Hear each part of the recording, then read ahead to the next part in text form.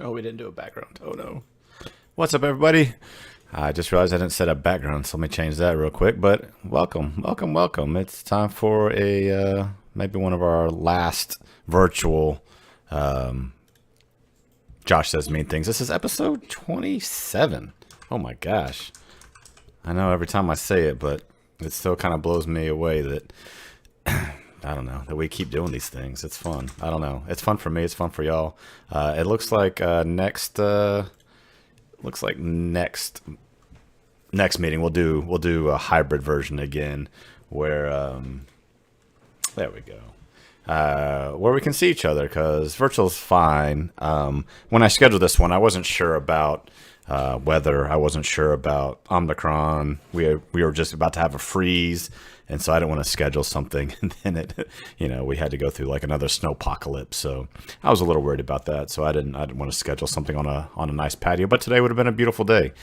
So March, let's look forward to. I'm open to suggestions. Hit me up. Let me know. Probably do a three-legged goat, but maybe April we'll go somewhere else. Maybe come down south, do one for my Southie friends.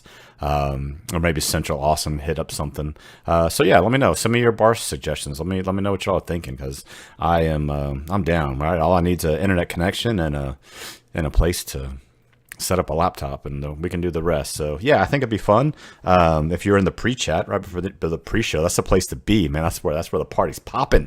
So yeah, we're broadcasting live from Pflugerville, Texas, as always. Yeah, we have a good set of photos today. We're going to be talking a lot about radial filter. I don't know. I've enjoyed doing this in Lightroom. I've kind of combined the Lightroom Live and the Josh Says Mean Things.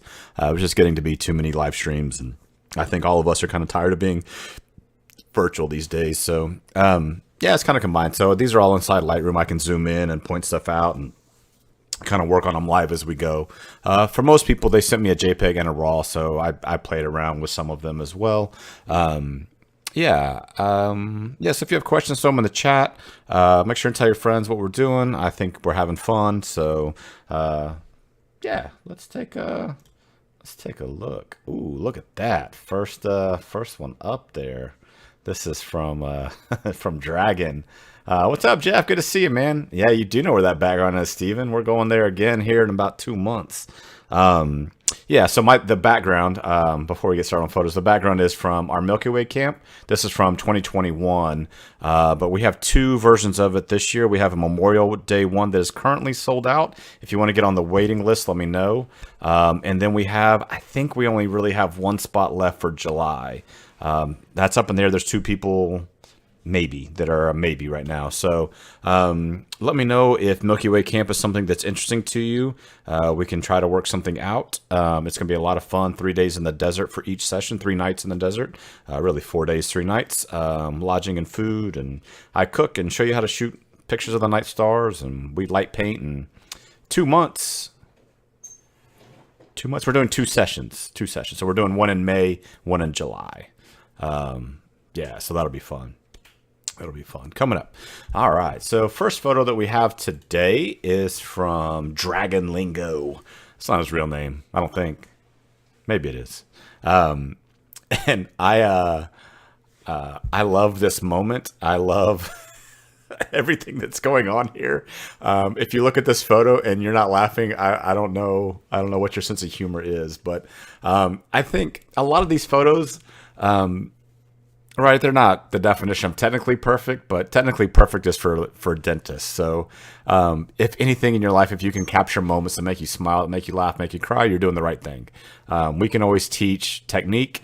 We can't teach the ability to be there, right?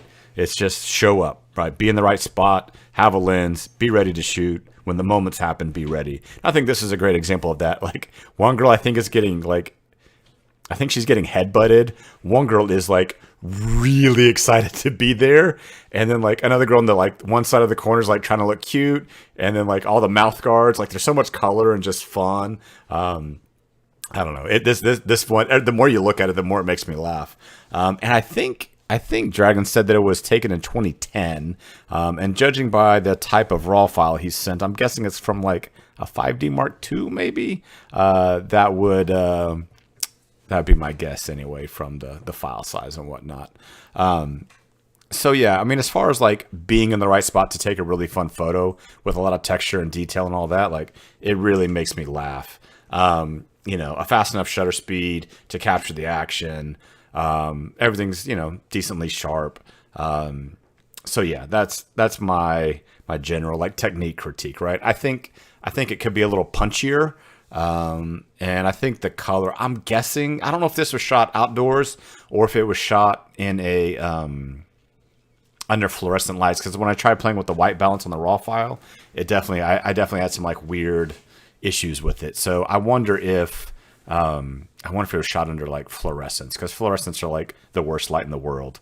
If you can avoid ever shooting at a middle school gym, you'll be living a better life, because it usually has a mix of like daylight, tungsten, and fluorescent, and it's just a horrible, horrible thing. So let me show you what I did to this file. This is kind of more of an 8x10 crop, the original one that Dragon sent me. So let's take a look at what I did here. I actually there's actually much more to the file. And so I went with a 16:9 crop. I don't know, to me, it was just more cinematic. It kind of showed like more what's going on. Right. We have this lady looking down and there's some people falling back here.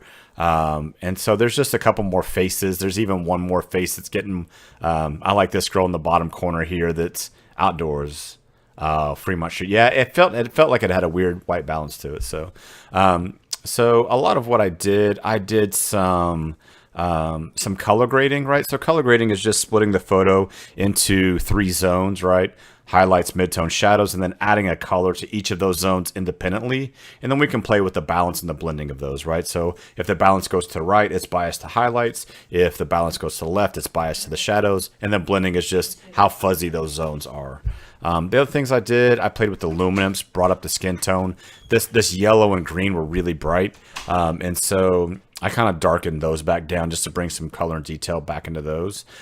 Custom tone curves. I've been playing with this a lot lately. I used to do this and then I didn't, and now I do it again. But I've really enjoyed kind of the look from doing kind of a more of a custom tone curve.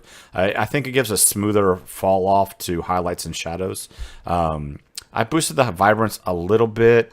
A lot of dehaze to add that contrast back in, and then played with some highlights and all that stuff. If I hit the letter Y here, you can kind of see what the original file looked like, right? It's kind of, you know, it's flat. So Dragon's saying that it's outdoors, but under, so open shade basically, right? Which means there's not a lot of punch, right? Very flat lighting, which can be very good. But for something like this, where there's a lot of action and like punch, we kind of want to bring that up. The other thing I did is a radial gradient, just as a way to make the center brighter, so that even though there's some stuff around the edges happening, because this face is the brightest, your eyes are naturally going to go to the center here and then kind of work your way out through a spiral. And so I do that a lot. I kind of create a custom vignette with radial filters as a way to bring your eyes to the things that are the brightest, right? I think you kind of go to this face here in the center, down to this girl just going crazy with a smile, and the white in this helmet here. Like, I think those are the 3 areas, because those are the brightest, that are kind of the most natural for your eyes to go, and then it kind of spirals around. So it's really fun. I think this is one of those photos you could stare at for a long time and just see more and more faces that you might not have seen the first time.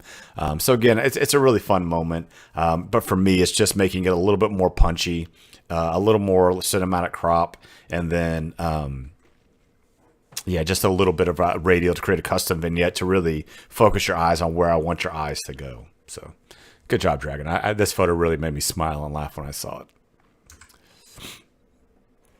All right, Steven challenged me here. All right, so this is from Mr. Burkich. He sent me, Steven wins the award for sending me the biggest file.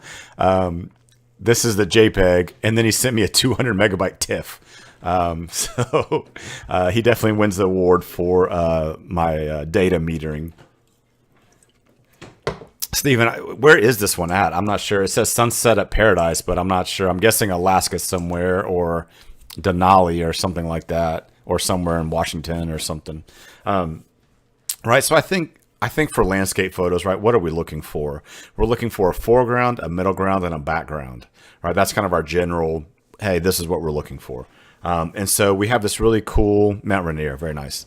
Right, we have this really cool waterfall at the bottom with a slow shutter speed. I like that it's used here, but it's not necessarily the focal point of the photo. I think a lot of times when we see the waterfall effect like this with a slower shutter speed, it's like the only thing you see in the photo. And so that kind of, I like that about this, that it's just kind of there, but it's not dominating everything. Right, we have these cool sun rays coming over the Mount Rainier. Right, it's nice and sharp. Everything's really beautiful. And then we have this kind of diagonal weaving line. Right, if you look at the top of the mountain here and then kind of wind your way down, right, it creates this nice S curve. Right, from this negative space here down into the valley, around into the foreground. Right, it's a really nice S. Pretty sure you did some dodging and burning here to kind of open up some of the different areas as a way to kind of make things more interesting, and I dig that. One of the things that I would want to emphasize, I feel like the water in the foreground is a little blue, and the sun rays are a little, they're orange, but they're not like orange. And if you know me, I don't do subtle very well. I have a hard time with subtlety. And so I did an edit that is, that kind of brings out more of the sun rays. And I tried to like match the color temperature of the water with some of the other color temperature. So again, this is a way that I use radial and linear gradients inside Lightroom. All right. Right in October, they totally redid their brush tools and selection tools, right? So that's all under this tool here, right? It's all under the masking tools. And so let's see what I did. I really like this photo, Steven. I mean, I think as a landscape photo, you're much better than I am. So, you know, I really like what's going on here. So I just amplified it. That's all I really did. So maybe I went overboard. I wouldn't put it past me to go overboard. So I have a, you can kind of see the mask that I did here. This first mask is just darkening the sky and the highlights because I wanted to see more of those rays, like they were there, but I really wanted to emphasize those rays. So I thought those were a really neat thing. And so I just darkened the highlights. And I think it makes those rays, those sun rays, those finger rays really come out a little bit more. So just darken this area.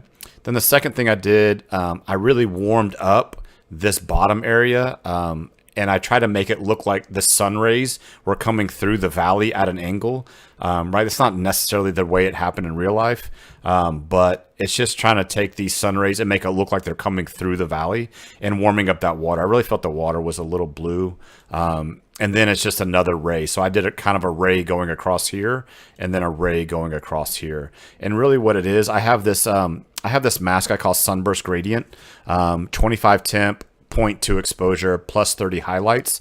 And I use it a lot as a way to just bring in like little channels of warm light into my photos, as a way to kind of center them and warm them up. And so I really, it's just enhancing what you already did with dodging and burning, but it's just taking that last step and getting those sun rays. As I felt like there was too much negative space, so by emphasizing them, it kind of evened them out with Mount Rainier, and then it made those rays feel like they were coming in through the valley, and then it made it feel like they were coming in through the water, and it took out that blue from the water. So that's all I really did.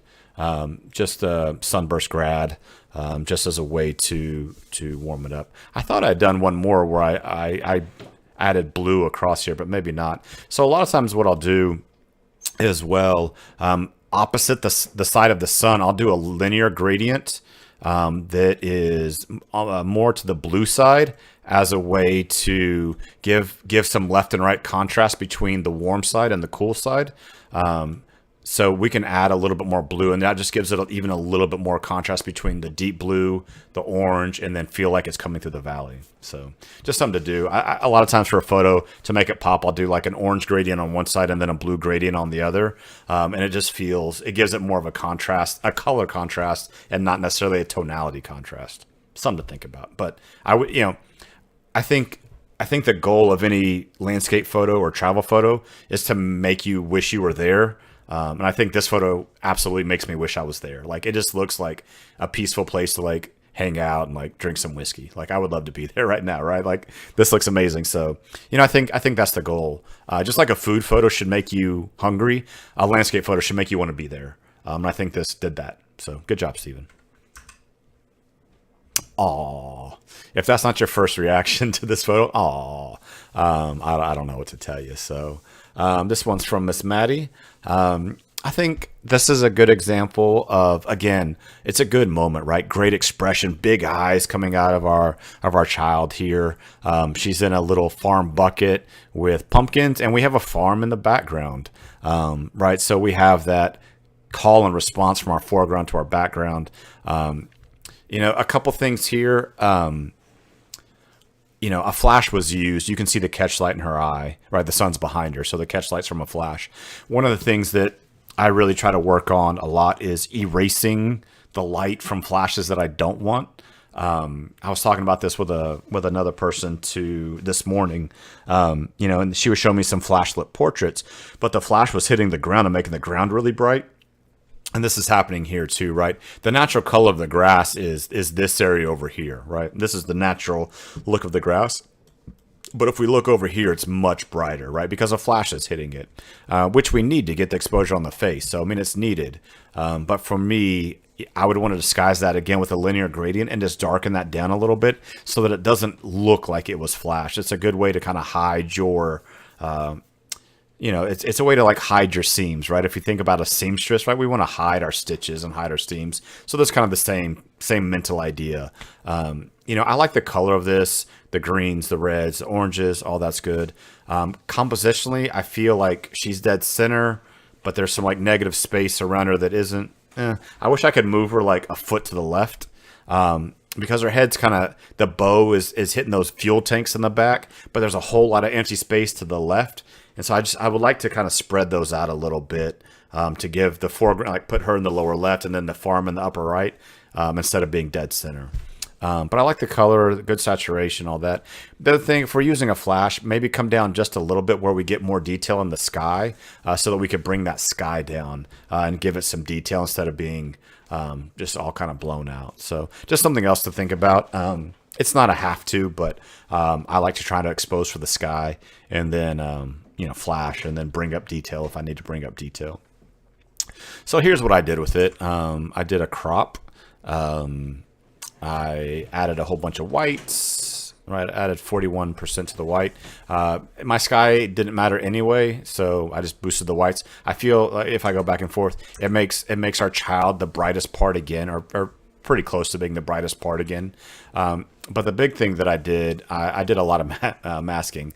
So we added that sunburst grad again to the center right here, right? So we can see the overlay. So that same sunburst grad is right there in the center, make her a little warmer. And then it cools off as it comes out from the center. We did another mask outside of that to bring down the highlights, and that's to darken our edges here. And then I did a little bit more of a gradient to darken that edge where the flash was firing, just so it doesn't scream, hey, a flash was used. And then again, just another one like that, just to make the bottom of the frame darker so that your eyes naturally come up, right? I think most of the lighting in our life comes from above. And so we're used to seeing photos where the top of the frame is bright and the bottom gets darker, right? Every house we walk into, our feet are darker than our face because the lights are above us. We go outside, the sun's above us. We're used to seeing light come in that direction. So a lot of times I'll really darken the bottom third of my photo as a way to kind of make it look more natural because we're so used to seeing light from above darker as it goes down. So something to think about there. I didn't really change colors or anything too much on this one. I think the colors were fine. Nice warm fall tones. But the other thing I did was a crop. You can kind of see what I cropped. So it's just to kind of put those pumpkins to more of the edge because I didn't like this negative space over there. It just felt like there was too much room on this side. And so I kind of brought that up to the bottom, and then that just feels, there's no detail in the sky, so I just got rid of it by cropping as well. So there you go. So from original, not a huge difference, just a little bit, but I really like this moment. She sent another one as well, but I couldn't download it. Very cute, right? I don't have this gene. I don't have the gene to set up like cute baby photos. Like that's not me. So I appreciate it. It's just not my style. So anyway, good photo, Maddie. I like it.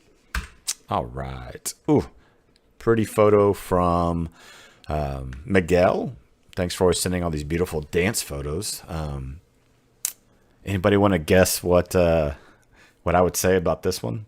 I really love the pose. I love the softness of her hands. A lot of dance photos, that's kind of what we're looking for, right? That strength in the core and then softness as we go, right? We want that core nice and strong and right, and then soft in the hands. You don't want fist in ballet photos, right? They're not boxers, they're dancers, right? So I really love that softness and the expression looking up. It's just a very classic, beautiful pose. So I like the light from above, kind of that tabletop light almost. Tabletop means the light's almost directly above, just kind of raining down softly. And so that's a really nice effect here, a good vignette that looks like it was in post, I'm guessing, knowing how Miguel edits. The one thing that bothers me, I don't know. I go into people's houses and rearrange their photo frames. I really like my verticals, and the bricks are just slightly like half a degree off. But that was the first thing I noticed. Look, just that little bit.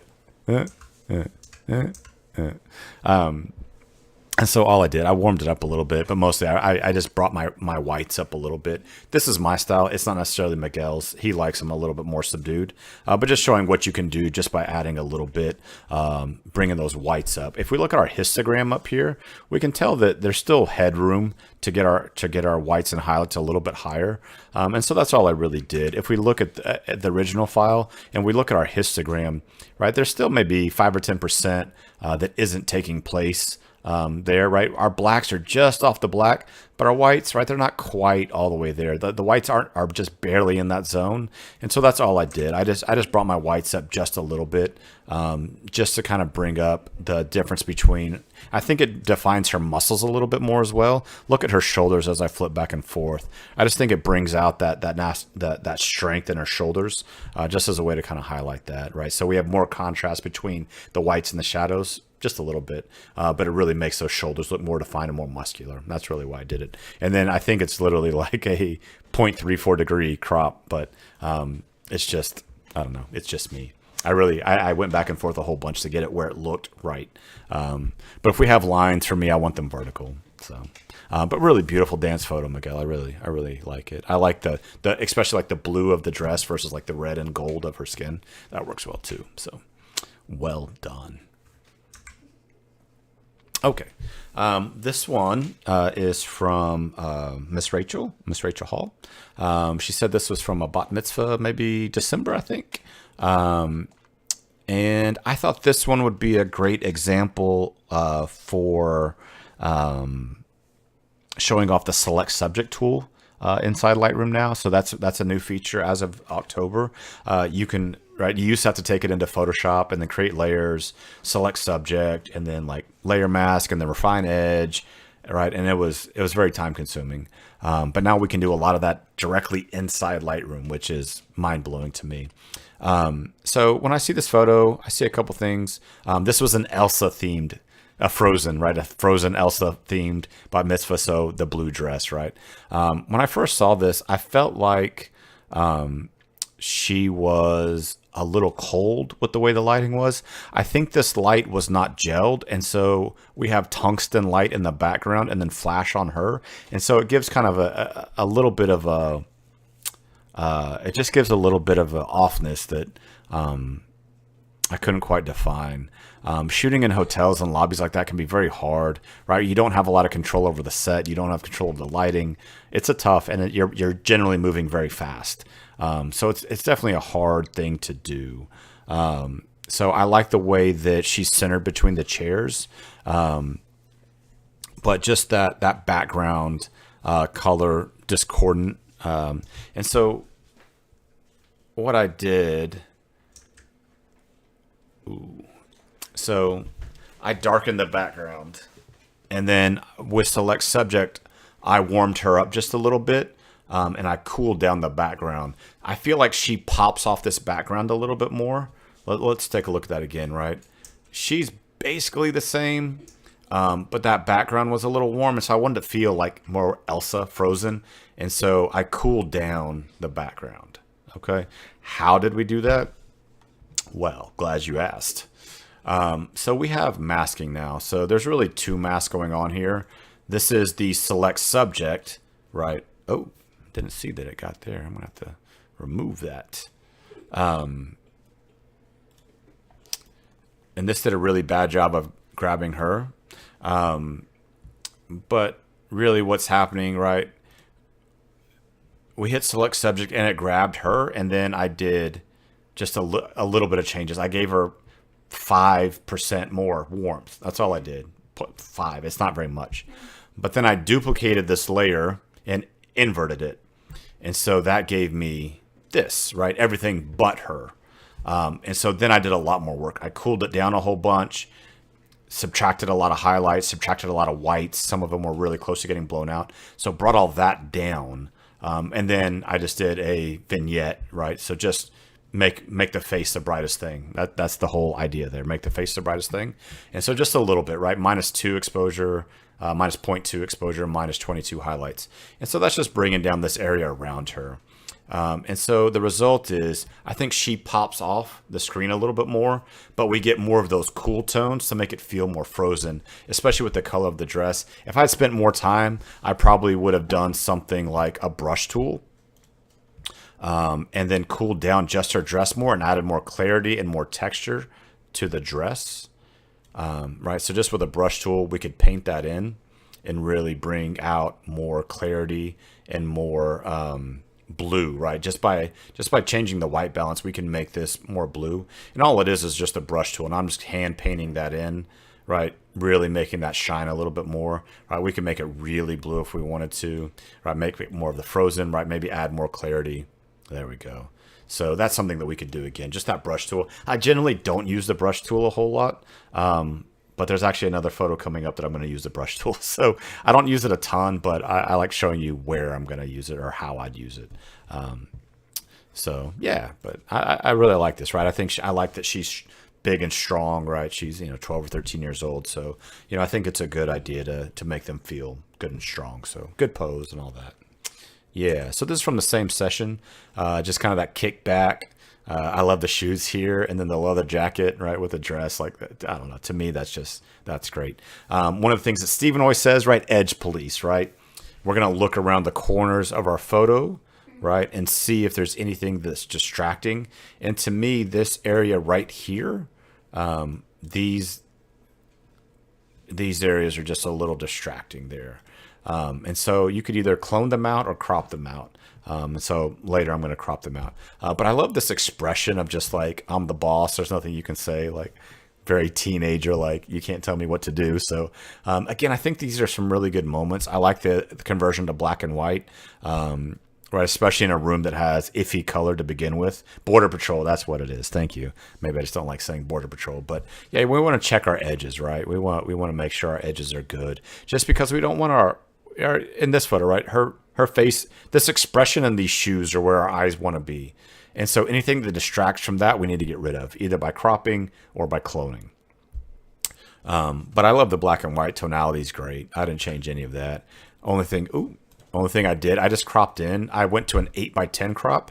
I felt like there was too much negative space in the original, right? That original is still the 3x2. So I just went to an 8x10 and I brought it in just enough to crop out those little things on the outside.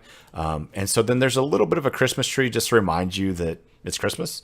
And then I got rid of those. The other thing I did, I know it's going to be a surprise today, but just one little radial tool, just to make that center of her face brighter. And so, right, this center is getting 1.3 exposure, right, a stop and a third on the face. And so I really want your eyes going straight to her as the brightest thing, and as a way to focus your attention, right? That's kind of our role of photographers as magicians, right? We do some distracting things over here, right, vignettes, so that you look where we want you to look, so we can do the trick over there. So that's just all we did, is just add the little vignette there. But it's just, I don't know, I just love the shoes on top, and like the little sparkly shoes, sparkly dress, and a leather jacket. Just a really fun exposure, really fun expression, I should say. So good job, Rachel. Good job. I haven't said anything mean yet today, have I? We're working on that. All right, this is from Mr. Jeff. I think I shoot a lot of like corporate events and weddings, and one of the things I always try to work on is getting signage into my shots. That's actually where I'll be this week. I have to go shoot for a corporate client, and there'll be a lot of speakers on stage, but as a way to give them context where they're not just floating heads or floating bodies, I really try to add context by adding signage to the speakers. Maybe, it has a date or a company logo or something that we can incorporate. And so I'm always looking for those. And I think this is a good example of, even though it's not the focus, you can read the sign, and then that hand is kind of spaced in a way to kind of get your eye up to the words. And so we kind of start with this hand, we read the words, and then we come back around, right? So our eyes are kind of working in this circular pattern. So I think that's good. The hard part about shooting events and things like that, we don't get to control the light. I wish I could. I wish I was in control of the light of every room I walked in. But there's some type of spotlight or something here that's just blowing out her hair. And because it's so bright, right, it kind of pulls our attention this way. I played with cropping that part out, and this face over here that's not really adding much, right? So if we cropped in there to get rid of those super highlights, I don't think we lose much, right? I don't think we lose much of the story, but just another way to kind of play with it, right? Can we get rid of something not by Photoshop means, but just cropping, right? Just like you would do in a lab for 100 years. And so I think that keeps this a little bit more centered and this action a little bit more centered. But it's also like, pretty high ISO, pretty low shutter speed, right? Those are some tough settings to shoot in. A lot of times when you're in high ISO settings, it's not because you're at high ISO that's the problem.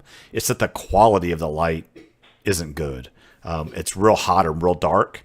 That extreme is hard. Right? If you had a studio lit scene, even at 6400 ISO, it's going to look better because the quality of the light's good. But so often when we're shooting at high ISOs, it's because we have to, or because, when a situation like this where like we have super bright background lights and we have dark shadows and we try to boost the shadows and kill the highlights, and it's that age problem of like, why doesn't the camera see what I see? Well, it's because cameras aren't as good as the human eye. And they have yet to get as good. Maybe someday they will be, but as of now, they're not. And so it's just, that's one thing we always struggle with, how to make something that's outside the range of what the camera can gather, how to make it look naturalistic. Miguel, we just talked about your dancer photo. It was beautiful. So... but yeah, Jeff, I like the way the hand kind of sits right at the same level as the words, and then the words are they're not like super in your face. It's kind of subtle, so it's good. But yeah, this is one, and like I don't think a flash would have helped this at all, because you're dealing with such a rough, ambient situation. So cool. Yeah, that's all. I tried to kill the highlights, but it didn't work because I was working on a JPEG, so. That data was just baked in, and it didn't really help any. So, all right. This one's from Miss Laura. I want to call her Laura Miller, but it's Laura Spray because I shot her wedding. We have some dancing rhinoceroses. I'm not sure where this is, but we have stars in the background. Maybe at like a lodge somewhere. I'm not sure exactly where this is, but it's an interesting image. I like that we have a little bit of that star data back behind there. I feel like this photo's a little. Yeah, send the raw files. Yeah, for all of y'all. Like, if you want me to play with it, I can always play more with the raw files and see what can be pushed. Again, there's 1,000 ways to edit a photo. I'm just showing you a way. Okay, it's not the only way. Please don't ever take anything I say as gospel. It's just how I would do it, right? I know that Brian and I always get into it. He's like, "Don't edit my photos so much. I don't like it." No, and you're totally right. I'm just showing you what could be done. It's just one way to cook the meal, right? You search a recipe for Brussels sprouts, you get 100 different ways to cook Brussels sprouts. They're all valid. It's just whatever your taste is. So yeah.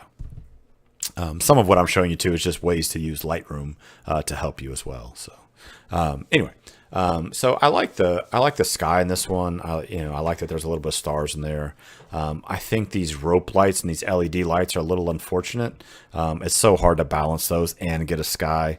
A lot of times it's just easier to get a foreground exposure and then a star exposure, because trying to get them again, we're in that problem where like your shutter speed is so long. Oh, iPhone. But your shutter speed is so long that it can be tough to get those rope lights. They don't look bright to the human eye, but with 30 seconds they can get super bright. So yeah. So all I did here, I say all I did, I just kind of again amplified it. I killed the highlights a whole bunch. Right, minus 81. I dehazed. Dehaze is great, right? It's localized contrast. It was originally developed to get rid of fog in landscape photos, but I think it's a great way to add localized contrast. Added some vibrance, added some contrast. I boosted the shadows a little bit, boosted the whites. And then on this one, did I play with saturation? No. Okay. But did I? Oh, yep. See, so one of the masks that I did was just to darken this area here, because I thought that was too dark, and I wanted your eyes more on these really cool rhinoceroses, and so I gave them 0.7 in this big radial tool. And I like radial tool because I think it's a much smoother way to look at a file. But I think if we try to brush it, like we get some weird edges. And so I've always found that radial to be a nicer way to kind of dodge and burn zones more than like pixels. And so that's kind of the way I think about radials. Like, what zone do I want to darken, but not so much like specific pixels. So that's what I did. So I darkened this bright area, and then I brightened the dark area because I wanted you to look at the rhinoceroses and not at the lights back here. Does that make sense? Darken the bright, brighten the dark as a way to focus your attention on what you want.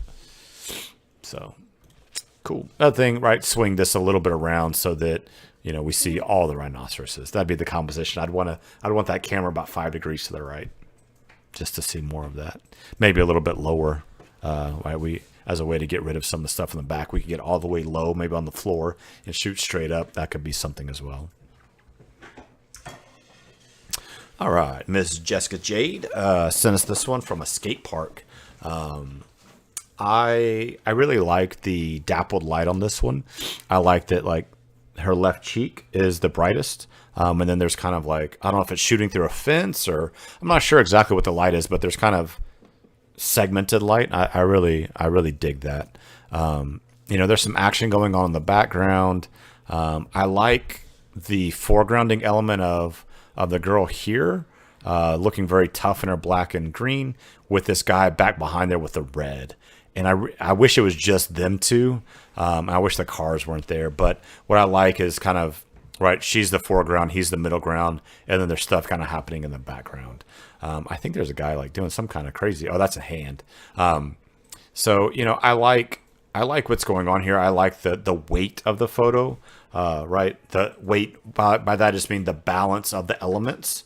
Right, the balance and the elements of the photos feel well weighted. I think about like a soccer pass, right? That goes from one person's foot and just ends up on the other person's foot. Right, too heavy of a pass and it's going out of bounds. Too soft of a pass and it's getting intercepted. Right, so just hitting it with the right weight.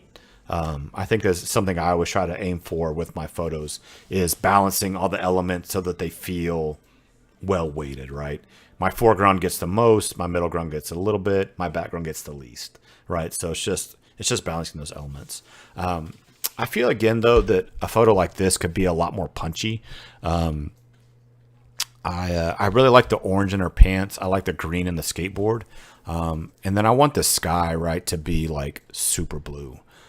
Because I think the blue versus the orange tones that she's in, I think if we amplify that, can make it pretty interesting. Right? Again, we're not necessarily using depth of field or aperture as our contrast, but we can use color as our contrast as well, to balance the photo. Right? We can add blue to one side, orange to the other, as a way to give it some balance and some dynamism, not just aperture. Right? The metadata is not in this photo, but it's just a way to think about it. So let's take a look at what I did. I kind of went crazy on this one, but I feel like there's more punchiness here. I feel like the orange versus the blue, and then the orange and the green. I think there's more going on there. I think the red of the skateboard pops out more. And so it gives it those little pops of color, and then the rest are just kind of there. I also opened it up a little bit so that we can see details, kind of this light down here. If we look at the original, right, her legs kind of get lost in the shadows, right? This whole area here is a little underexposed. And so just adding it a little bit more light there gives it a little bit more, I don't know. It just makes it more interesting. So I like the kind of grid work over there. So let's take a look at what we did. First of all, she shot with the same camera that I shot with. And so I have a profile.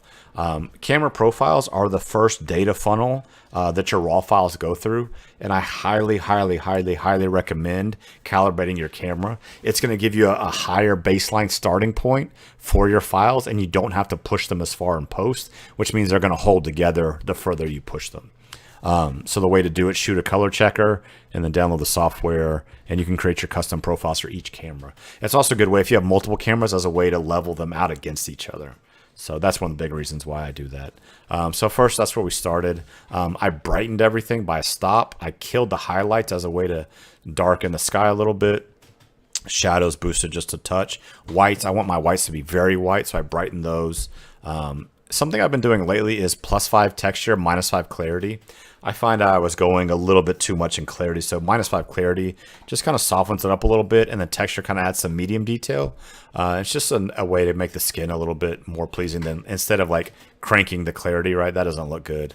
And so it's just a way to kind of add some punch without adding too much.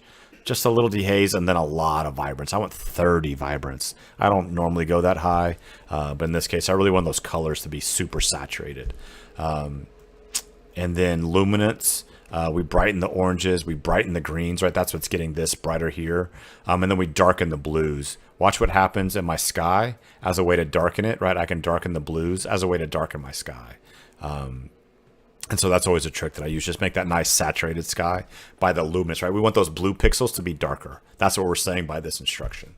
The other big thing that I did, though, is color grading. And so what I did, right, we have this nice warm file overall, right, 5600 Kelvin. It's pretty warm. And we have that nice afternoon sun hitting her. So very warm exposure. And so what we did, right, we cooled down those warms, right? So we added just a little bit of cyan to the overall file, just as a way to cool down that super late sun. And then we added some kind of pink red into the shadows. And then we flipped that. See how these are almost opposite of each other? We kind of came back a little bit more like cyan green as a way to just balance. Now, if you notice my total values, they're not very much. It's just a little bit, right? A little bit of color grading goes a long way. So it's just a little bit.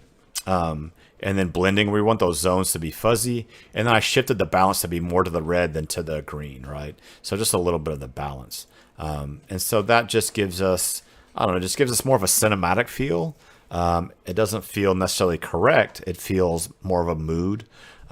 If you're wondering if I did a radial mask to, right, to bring your eyes up to her face, yes, of course I did. It's almost on all of my photos, right? So I darkened my corners by half a stop, killed my highlights by -26. Again, it's just that way to put a vignette in there. So yeah, but I really like the photo. I really like the dynamism of her pose there, right? We have this really good angle. You know what? I probably should have rotated it just a little bit. Probably better there. But I really like the angle that she's at, that straight arm, and then the softness in the legs, right? I think that's really good. Again, I think slightly lower would get her body off this background elements more, right? As we get lower, we're going to make our model look even more powerful, but also get her above the drama in the background, right? We want her to stand above all the background noise, quite literally in this case. So backing up, getting a little bit lower, right, and then we could get her stand out a little bit more. So that'd be the other thing I would do compositionally. But I really like the light here. I really love the way the light's coming in. I'm not exactly sure what it's coming from, but I dig it. So really good. All right. So this is an example of what I'm not good at. It says it's shot from an iPhone, but I love the softness of this photo. I don't do softness very well. I'm always jealous of the people that can. But I just like the moment. I like the softness and the smoothness of the stone here. I'm not the stone, the tree stump here, and just this really peaceful moment of this seagull taking off.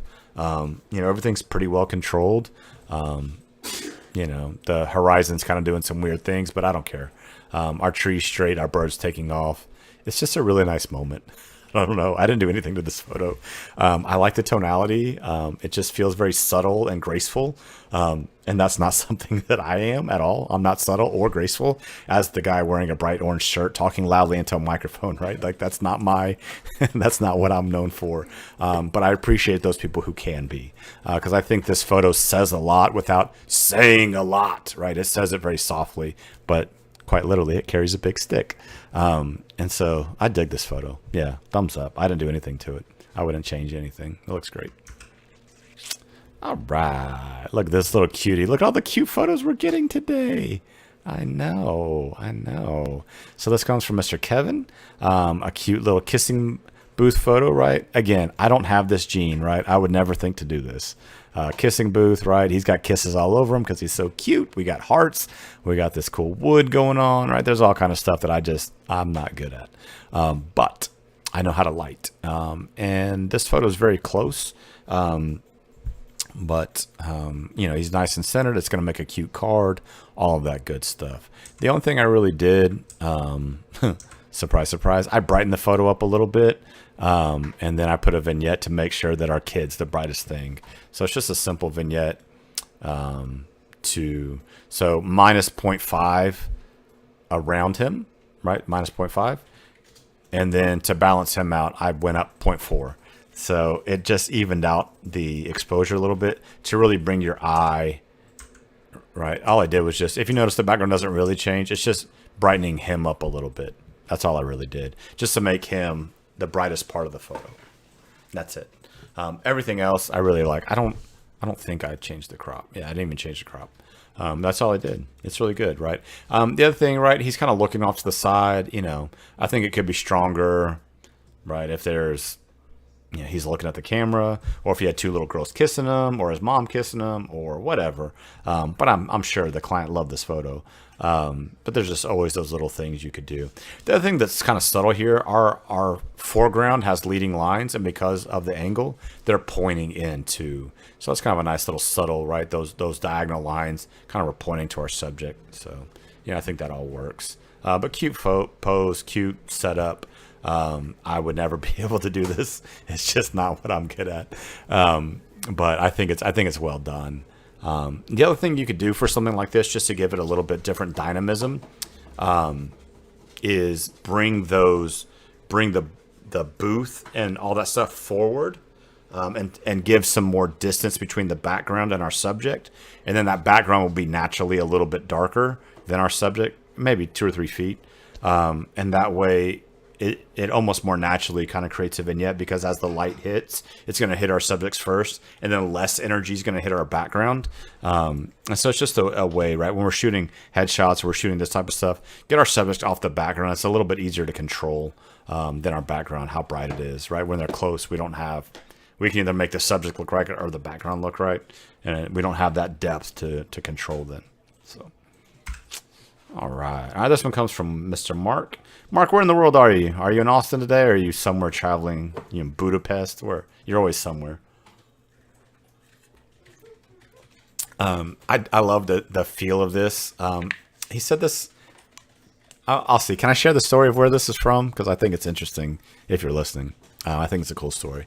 But this one definitely has kind of that Indiana Jones, or like Nathan Drake, or that like Lost Treasure action hero vibe, right? This is the thing we're about to swap before the boulder comes down and chases after us.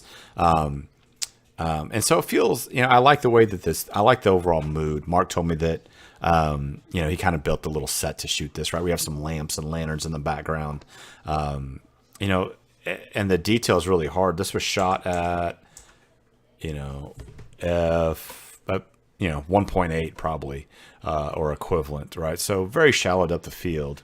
Still in Austin. Okay. So this is actually a ring from Johnny Depp because Mark and his wife work in Hollywood, and this is a ring that Johnny Depp made at the end of Pirates of the Caribbean to give to cast and crew to have as a memento of working on the project, which I think is just a really cool story. So it definitely has a Pirates of the Caribbean vibe to it. I don't want to call it out too much. I don't know if I could share, but right, it's got this cool that we're using tonality. This photo is almost monochrome, right? It's basically orange and black. And then we have a very shallow depth of field, right? Just focus on the skull and crossbones.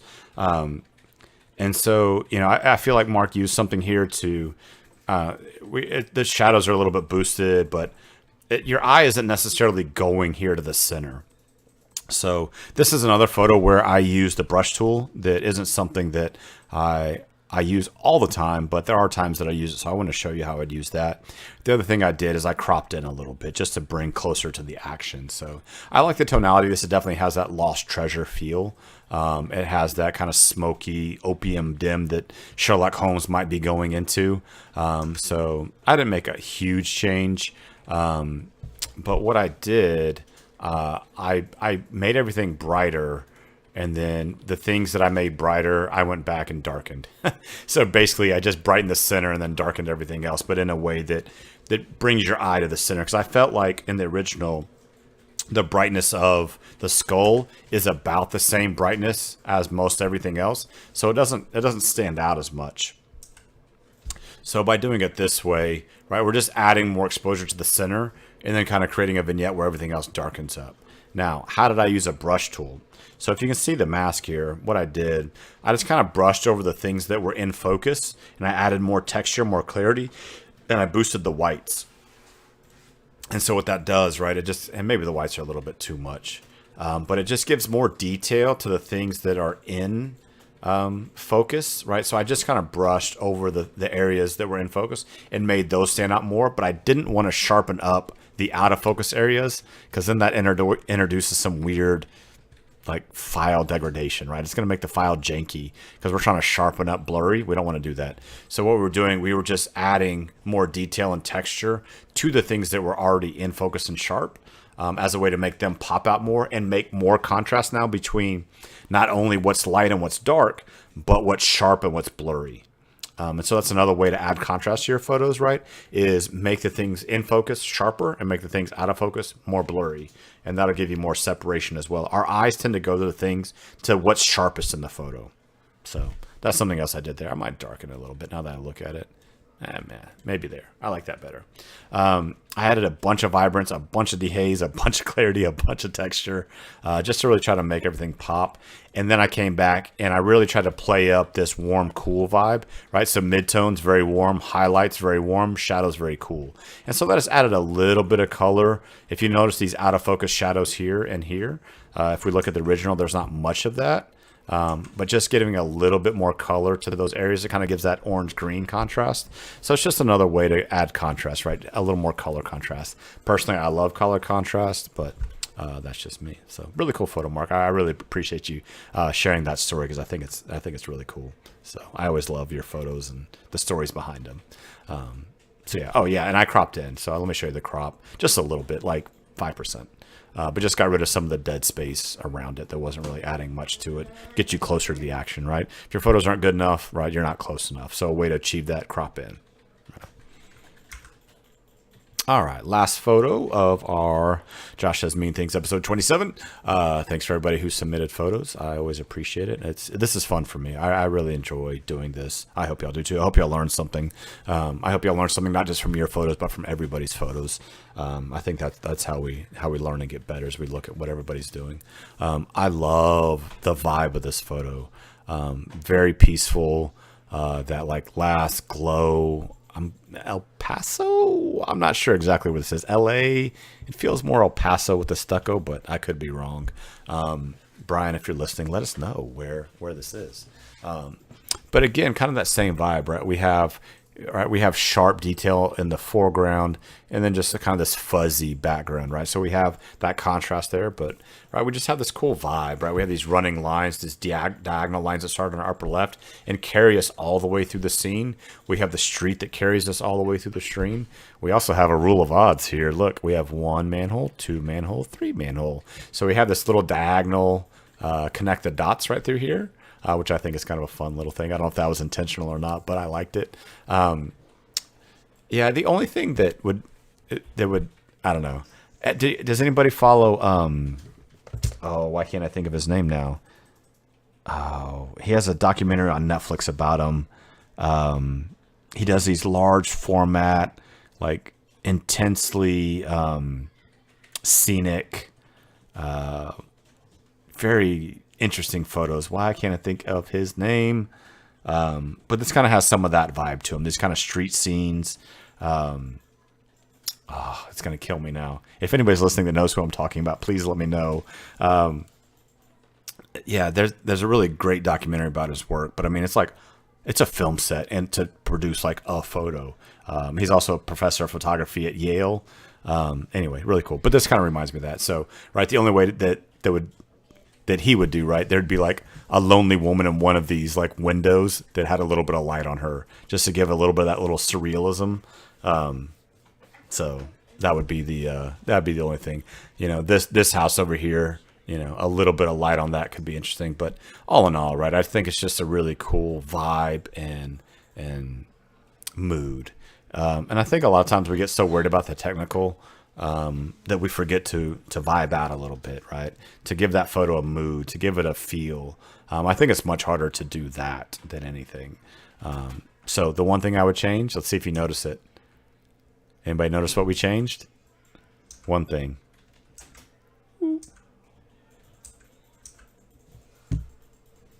Let's see.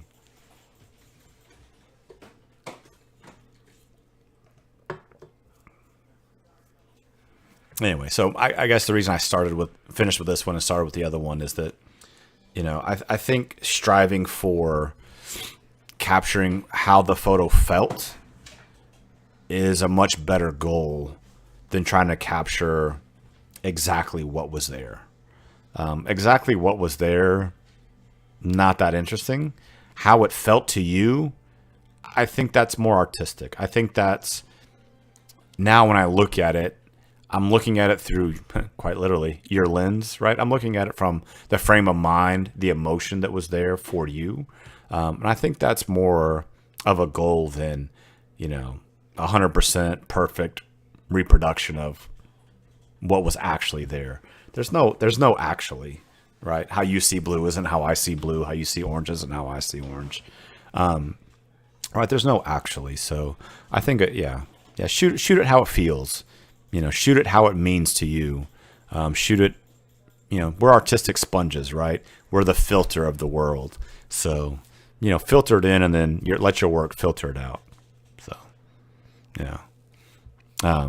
Anyway, that's all I get. Did anybody guess what we changed? It was just one little spot in the corner. That's all. But anyway, this was a fun Josh Says Mean Things. We'll probably do the next one, a 3-legged goat.